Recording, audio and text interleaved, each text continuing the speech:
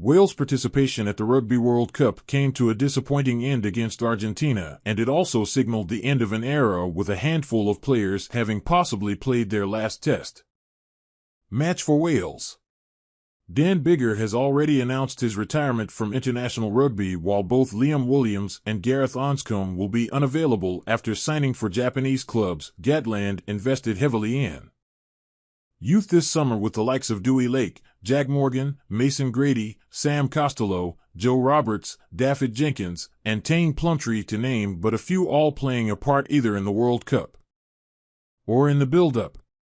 Over the next 4 years, Gatland will continue to develop a squad capable of competing at the 2027 World Cup. We may be 4 years out from the next World Cup in Australia, and many things can and will change before then. But what might Wales' team look like in 2027? Liam Williams and Lee Halfpenny have both dominated the Wales number 15 jersey for over a decade.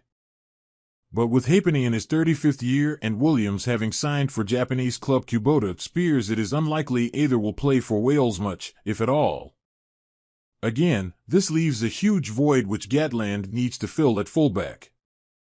Both Tom Rogers and Kai Evans impressed during the summer warm-up tests, while the likes of Cardiff youngsters Cam Winnett and Jacob Beetham will surely come into the reckoning at some stage, but Williams himself recently told journalists he saw Scarlet Star Rogers as his long-term replacement. The 24-year-old is a talented footballer and a dangerous broken field runner who is fearless under the high ball, but he does need to tighten up a little bit. The Gloucester speedster will only be 26 by the time Wales head to Australia in 2027 and should be at the peak of his powers by then.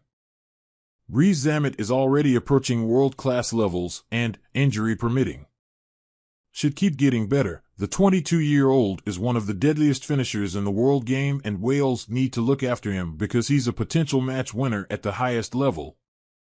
Of course, he can't play every game, and there will be times he gets injured, so Gatland needs to find some extra depth on the wing.